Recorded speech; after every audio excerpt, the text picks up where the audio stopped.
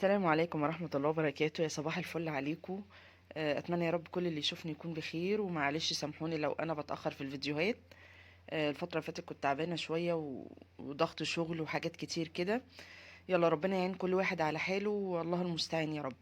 بصوا بقى ان شاء الله مكملين في معجنات الشتاء، والشتاء لسه طبعا قدامها شويه حلوين. فان شاء الله هحاول الفتره الجايه اعمل لكم كل انواع المخبوزات اللي بتشوفوها في الافران. النهارده هنعمل سندوتشات حلوه قوي قوي، هنعمل باتيه حلو قوي، عجينه طريه جدا وهشه جدا. هقول لك كل سر العجين، وازاي يقعد معاكي، وازاي يطلع معاكي ناعم وحلو، وازاي المعجنات بتاعتك تقعد بره التلاجة ما تفرولش، وايه سبب ان هي تفرول او تنشف معاكي، وكل الكلام ده كله. من نفس العجينة عملت الباتيه الملفوف، وعملت كمان منه السندوتشات.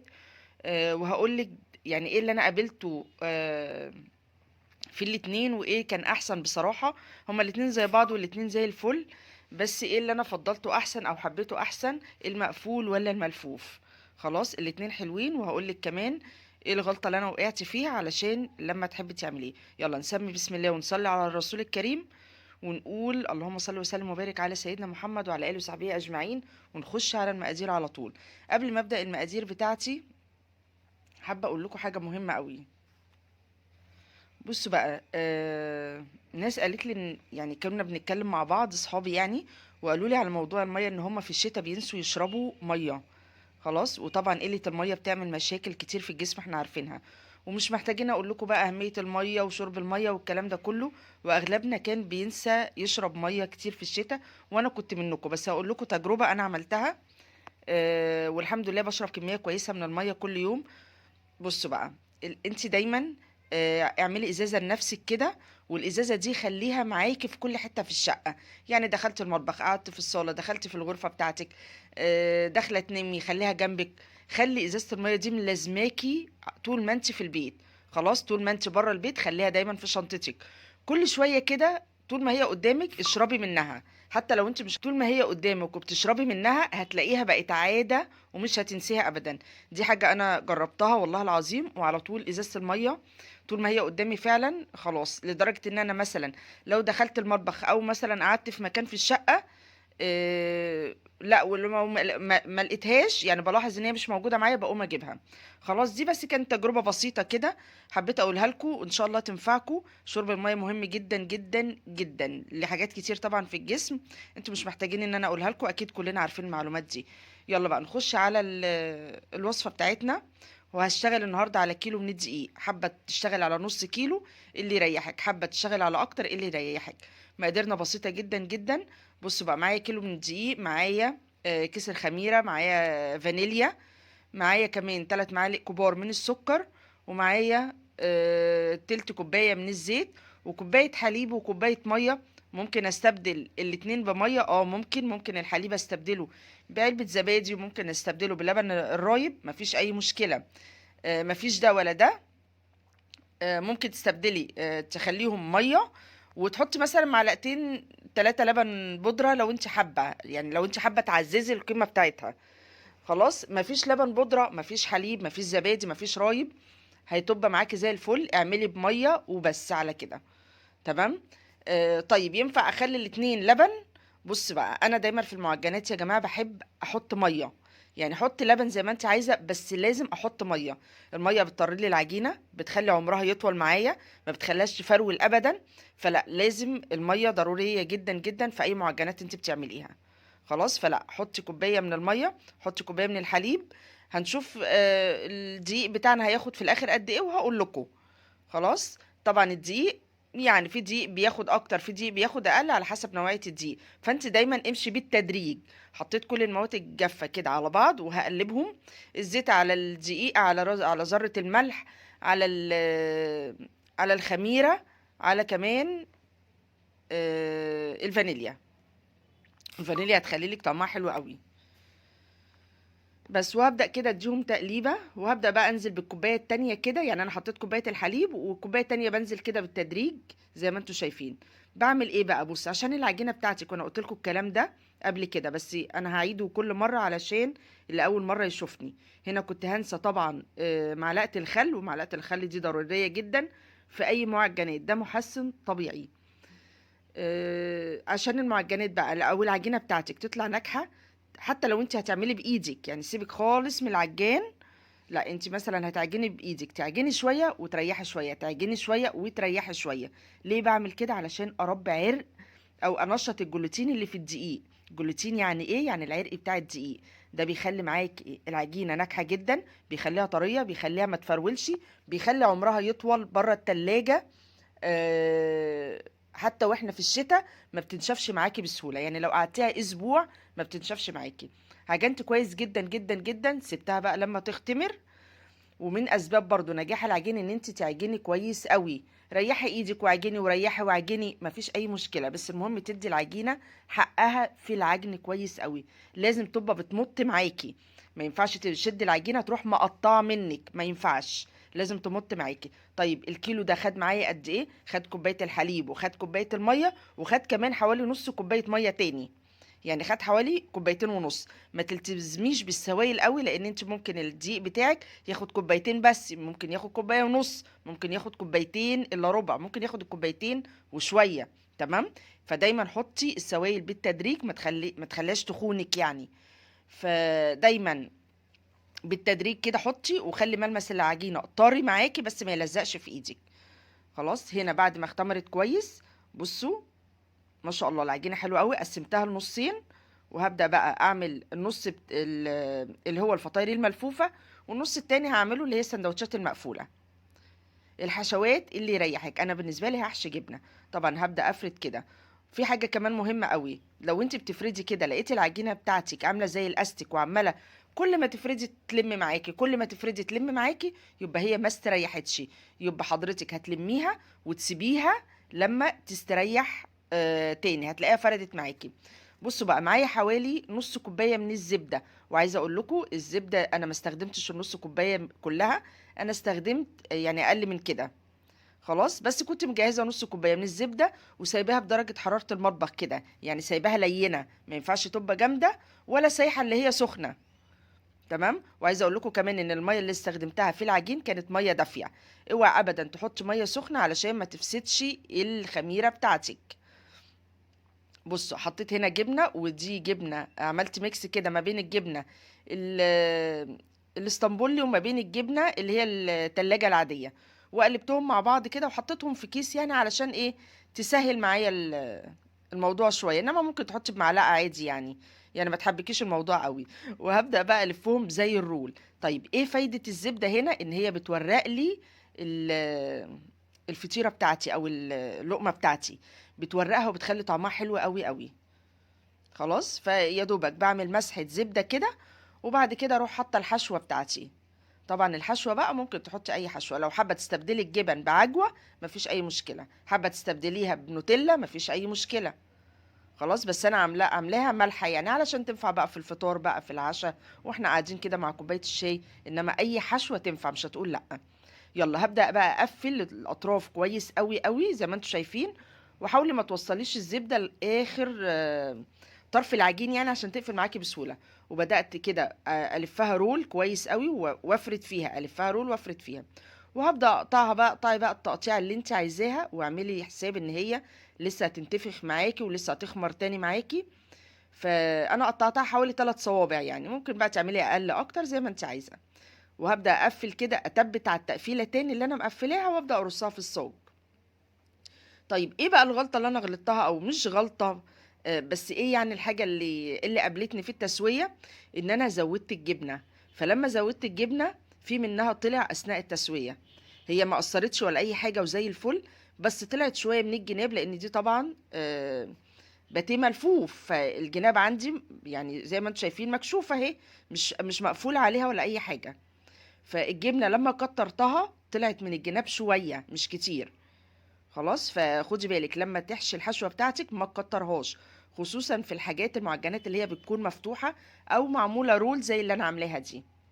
بس هي دي بس اللي كنت حابه اقول لكم عليها، انما غير كده الدنيا زي الفل معايا، والفطاير فوق الروعه. تمام. فخدوا بالكم بقى من الحاجات اللي انا عماله اقولها دي كلها، مش مجرد رغي والله العظيم ولا اي حاجه، دي معلومات مهمه جدا جدا جدا. حرام العجينه بتاعتك بعد ما بتكلفيها تبوظ لاسباب بسيطه جدا. فاحنا في غنى عن الحاجات دي كلها. طبعا انا موسعه ما بين كل واحده وواحده علشان لسه هيخمر وهيفرد معايا تاني. تمام. بس كنت برضو حابه اقول لكم على ايه تاني. الخميره. الخميره لازم تكوني، علشان ما تبوظيش كل المقادير بتاعتك، لازم تكوني واثقه منها جدا. مش واثقه منها جدا، لازم تعملي لها تيست الاول، وانا وريتكم قبل كده التيست بيتعمل ازاي. تحطي الخميره بتاعتك على نص كوبايه ميه دافيه، ولا ساقعه ولا سخنه. ليه؟ السخنه هتفسدها، هتموتها، والساقعه يا هتطول جدا جدا في تخميرها. مع مثلا 3 معالق السكر، وتدوبيهم وتسيبيهم متغطيين، هتلاقيها بتتفاعل معاكي بسرعه. يبقى كده تمام، الخميره بتاعتك استخدميها. واثقه منها، حطيها على طول على الدقيق زي ما انا عملت كده. يلا هاجي بقى للجزء التاني اللي انا هعمله سندوتشات. لفيت كده ايه يعني كور كده صغيره على قد البضايه مثلا. ورحت ايه بعد كده عملتها دواير. ورحت برضو دهنه الزبده، واروح مقفله عليها اكني بعمل فينو بالظبط. ودي بصراحه كانت حلوه جدا جدا طبعا، ولا خرجت الجبنه معايا ولا اي حاجه.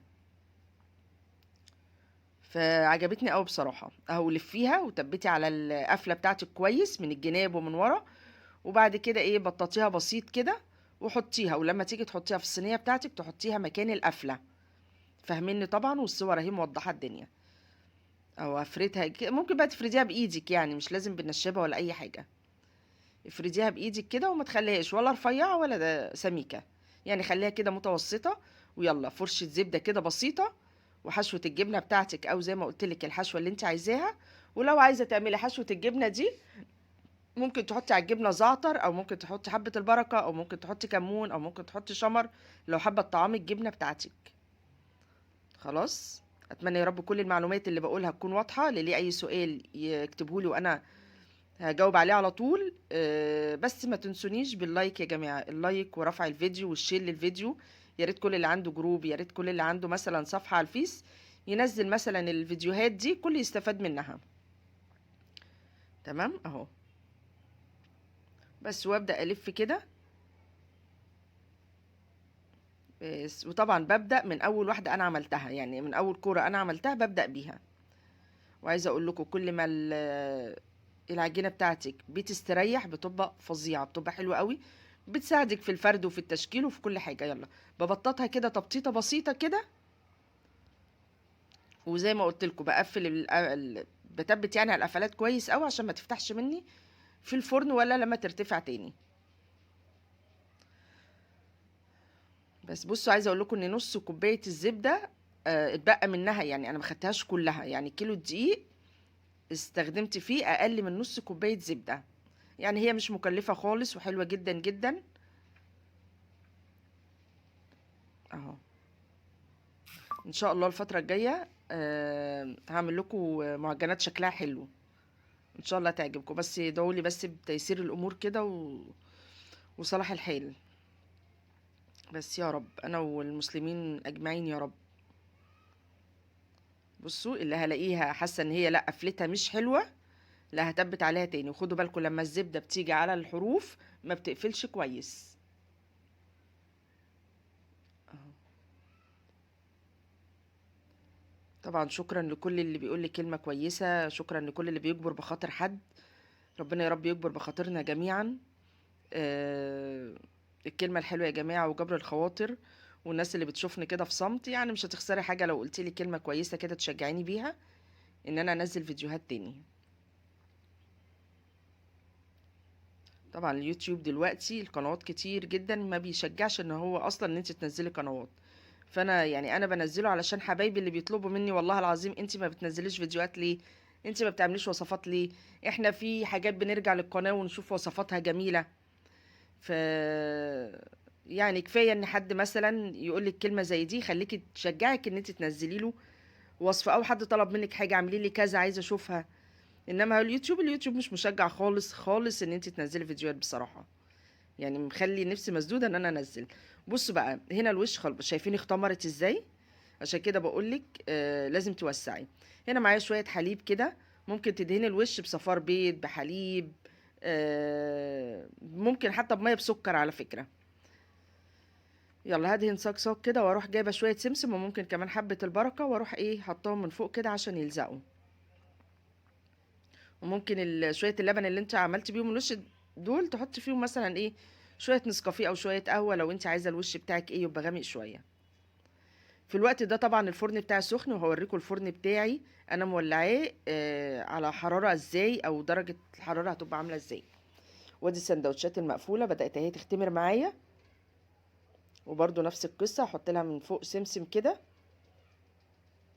وشكرا على كده. عايزه اقول لكم كان طعمها فظيع، كان طعمها حلو قوي قوي.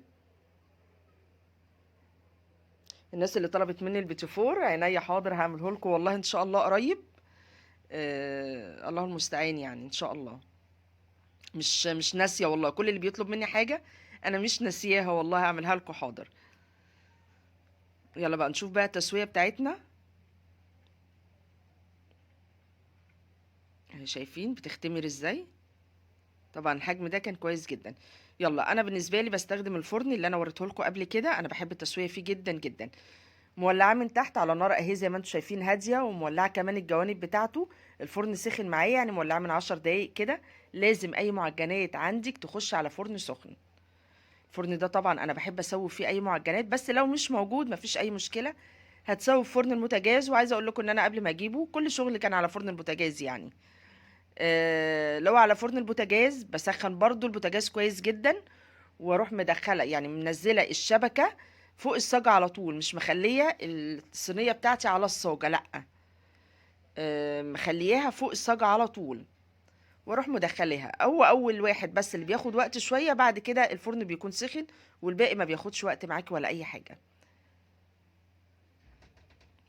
اهو هدخل بقى الصاج بتاعي زي ما انتم شايفين كده، وكل شويه هقلب فيه.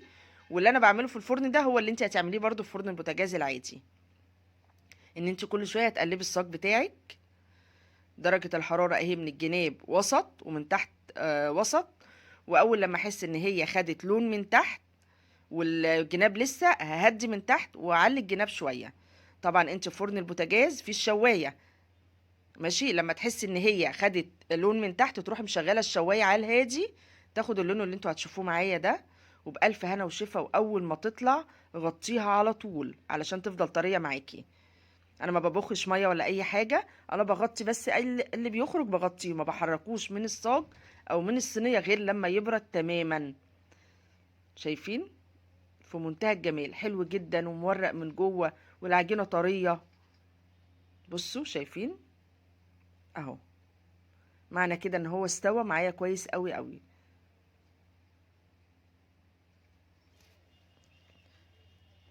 يا رب تكونوا استفدتوا من الفيديو، ويا رب اللي ليه اي سؤال يلاقي اجابته في الفيديو ده. عشان كده يا جماعه بقول لكم شوفوا الفيديو للاخر، علشان فيه كلام كتير انتوا هتستفادوا منه. تسويه حلوه قوي، الطراوه بتاعت العجين حلوه قوي، وده علشان احنا خادمين العجين كويس قوي. طيب هتحتفظي بيه ازاي؟ بصوا بقى، انا ما بشيلش يعني، انا مش عامله كميه كبيره فمش هشيلها في الفريزر. الكلام ده لو عامله مثلا ايه 2 3 كيلو، هي يعني عامله مثلا معجنات تقعد معايا يعني فتره، فهشيلها في كيس واحطها في الفريزر، وبتخرج من الفريزر زي الفينو كده، تهدى شويه وبتبقى زي الفل. انما اما بكون عامله كيلو كيلو ونص، لا بخليها بره. والله بتقعد بالاسبوع ما بيحصلهاش اي حاجه. اهم حاجه ان انت تحطيها في كيس مقفول كويس قوي، علشان ما يخشلهاش هوا. ولما تاخدي منها اقفلي الكيس تاني. عندك علبة زي اللي انا بحط فيها، خلاص لازم العلبة تكون محكمة جدا، تحطيهم في العلبة وتغطيها. ولما تيجي تاخدي منها برضو تقفلي العلبة. المهم ان انت ما تعرضهاش للهواء كتير، ولا هتبرول معاكي ولا هتنشف معاكي ولا هيحصل لها اي حاجة. 5 6 7 ايام هتفضل معاكي على الرخامة او على الترابيزة بره من غير تلاجة زي الفل. وعايزة اقول لكم ان خلاص بقى الجو ساقع يعني، مش محتاجه تلاجة ولا اي حاجه. فانا دلوقتي ما بحتفظش باي معجنات في التلاجة ولا في الفريزر نهائي والله، كله بخليه بره. وانتوا شايفين طراوه السندوتشات عامله ازاي حلوه بقى لرحله بقى لقعده حلوه بالليل كده انت وولادك، لحد جالك لمدارس مثلا، لشغلك، اي حاجه. امشي بس على المقادير والتعليمات اللي انا بقولها لك، وان شاء الله هتطلع من ايدك زي الفل. وربنا يا رب يحسن ما بين ايدينا جميعا، انا وانتوا والمسلمين اجمعين يا رب، وكل الامه العربيه. يلا، يلا لايك بقى الفيديو، ما تنسوش اللايك، وان شاء الله اشوفكم في وصفة جديدة وفيديو جديد، واقول لكم السلام عليكم ورحمة الله وبركاته.